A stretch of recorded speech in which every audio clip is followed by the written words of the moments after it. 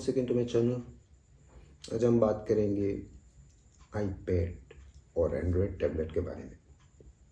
आपको कौन सा लेना चाहिए, अगर आपकी ज़रूरत है उस हिसाब से एक बड़ी डिस्प्ले की आपको डिसाइड करना है कि कौन सा लेना चाहिए, आईपैड लेना चाहिए या एक एंड्रॉयड। इनके ही जो प्रोज एंड कॉन्स है उसके बारे में हम आज डिस्कस करेंगे। तो शुरू कर देते हैं, लेट्स स्टार्ट। पहले आईपैड की प्रोज के बारे में बात कर लेते हैं। आईपैड की जो बिल्ड क्वालिटी होती है वो बहुत ज़बरदस्त होती है। उसके हार्डवेयर बहुत स्ट्रॉन्ग हार्डवेयर होती है, डिस्प्ले अच्छी होती है, सॉफ्टवेयर ऑप्टिमाइजेशन ज़बरदस्त होती है उसकी। ये उसकी पॉजिटिव पॉइंट है। आईपैड आप एंट्री लेवल का भी कोई भी आईपैड ले लो, हार्डवेयर उनकी एक महंगे वाले आईपैड और एक सस्ते वाले आईपैड में भी सॉफ्टवेयर सपोर्ट और हार्डवेयर सपोर्ट दोनों पावरफुल होते हैं, क्योंकि एप्पल खुद इसके हार्डवेयर और सॉफ्टवेयर को कंट्रोल करता है। तो इसलिए उसकी जो एप्स होती है वो ऑप्टिमाइज्ड होती है, क्योंकि डेवलपर्स के लिए ये बेनिफिट हो जाती है ना, सेम हार्डवेयर रहती है। आप महंगा वाला आईपैड खरीदोगे और सस्ता वाला आईपैड खरीदोगे तो इन दोनों में परफॉर्मेंस का आपको ज़्यादा बहुत बड़ा डिफरेंस नज़र आने वाला है। नहीं, ऐसा नहीं है।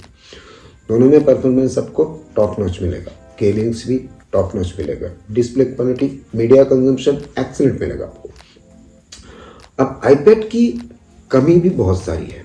जैसे आईपैड एंट्री लेवल की कोई भी आईपैड ले लोगे वो बहुत महंगी होती है, वो किसी भी एंड्रॉयड डिवाइस के साथ कनेक्ट नहीं हो पाती है, वो विंडोज़ डिवाइस के साथ भी कनेक्ट नहीं हो पाती है। तो ये कम्युनिकेशन में, लेकिन एप्पल की खुद की जो प्रोडक्ट है उसके साथ वो बहुत कंफर्टेबल हो जाती है। जैसे अगर एक आईफोन यूज़र हो तो आपके लिए आईपैड बेस्ट चॉइस है। एंड्रॉयड की बात करें, एंड्रॉयड आपको वेरियस पॉइंट पे मिल जाएगा, 10,000 से लेकर 1 लाख तक आपको मिल जाएगा सैमसंग की जो एंड्रॉयड टैबलेट्स होती है।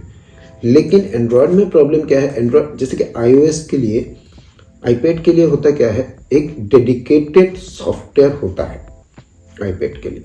आईपैड सॉफ्टवेयर अलग से बनता है।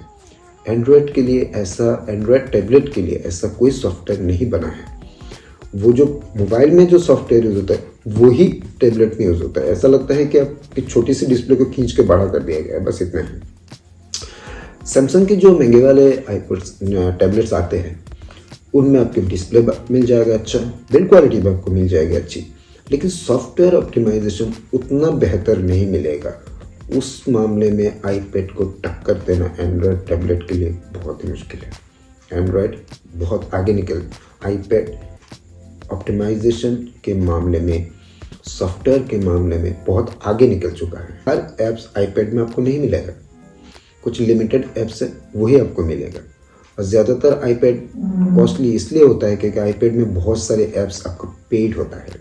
लेकिन आप अगर एक प्रोडक्टिव इंसान हो, क्रिएटिव इंसान हो, आपको किसी अपने बिजनेस पर्पस के लिए ख़रीदना है, आप क्रिएटिविटी के काम करते हो, आप पेंटिंग करते हो, इस तरह की कोई क्रिएटिविटी के काम करते हो, तो आपके लिए बेस्ट चॉइस आईपैड है। एंड्रॉयड मीडिया कंजम्पशन के लिए ठीक है, बेसिक स्टडीज़ के लिए ठीक है, लेकिन अगर आप हायर स्टडीज़ करते हो, वहाँ पर आपको नोट्स वगैरह की ज़रूरत है, आप स्टूडेंट हो, हायर स्टडीज़ करते हो, वहाँ पर आपको नोट्स लेना पड़ता है, नोट्स बनाना पड़ता है, पीडीएफ को स्टडी करना पड़ता है। उन सब केस में आपके लिए आईपैड एक बेहतर सॉल्यूशन है। हाँ, ये कॉस्टली तो बहुत ज़्यादा है। अगर तो कुल मिलाकर बात यही है कि अगर आपके पास पैसा है, आप इन्वेस्ट कर सकते हो और इस चीज़ से आप पैसा कमा सकते हो, या फिर आप अपने फ्यूचर में कुछ प्रोग्रेसिव काम कर सकते हो, पढ़ाई के लिए काम आना चाहिए, तो उस हिसाब से देखा जाए तो आईपैड एंड्रॉयड टैबलेट से एक बेहतर चॉइस होती है। जो आईपैड और एंड्रॉयड टैबलेट में फ़र्क आता है, जैसे कि आप किसी भी आईपैड ले लोगे तो उसका अगर सेलुलर वर्जन भी ले लोगे तो वहाँ पर आपको व्हाट्सएप नहीं मिलेगा, वहाँ पर आप कॉल नहीं कर सकोगे। पर वहीं पर अगर आप एंड्रॉयड टैबलेट लेते हो, दोनों काम आप आराम से कर सकोगे।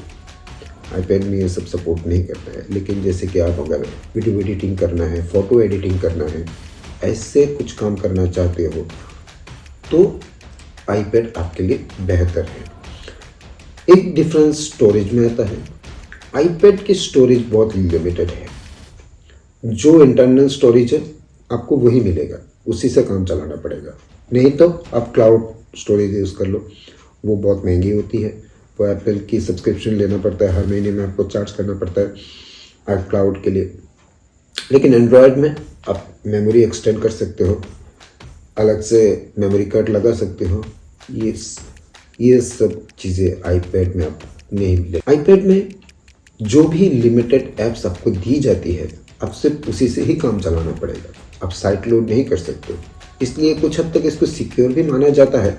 ऐसा नहीं कि एंड्रॉयड सिक्योर नहीं है, एंड्रॉयड भी सिक्योर है, पर लेवल ऑफ सिक्योरिटी के पॉइंट ऑफ व्यू से एप्पल की जो आईपैड है वो थोड़ा ज़्यादा सिक्योर है।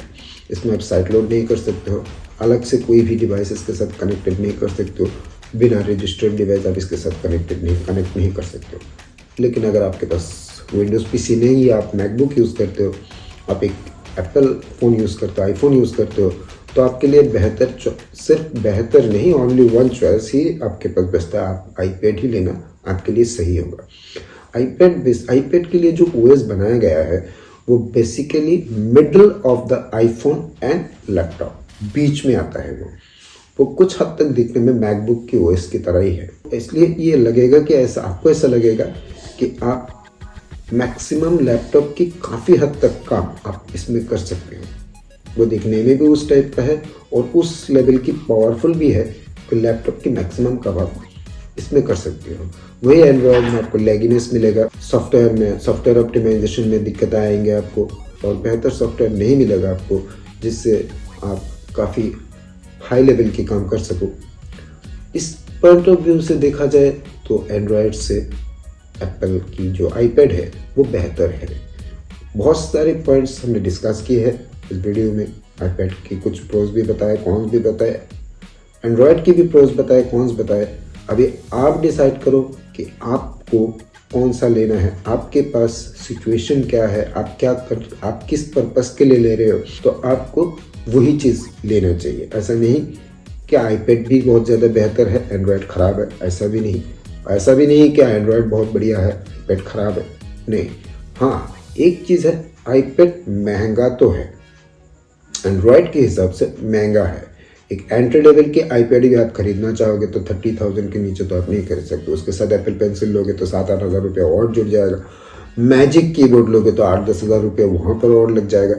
तो ये कॉस्टली ज़रूर है, लेकिन मैंने पहले भी कहा था, अगर आप प्रोडक्टिव काम करते हो, अगर आप स्टूडेंट हो, आपके फ्यूचर के लिए बहुत ज़्यादा इंपॉर्टेंट है नोट्स देना, नोट्स बनाना, पढ़ना, PDF को पढ़ना, तो उस पॉइंट ऑफ व्यू से देखा जाए तो ये महंगा होने के बावजूद भी वो काम की है।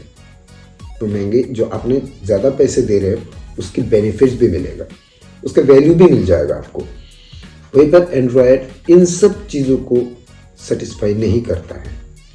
तो अभी आप डिसाइड करो आपको कौन सा लेना है, और मैं यहाँ पर रुकता हूँ। Thank you for watching my video.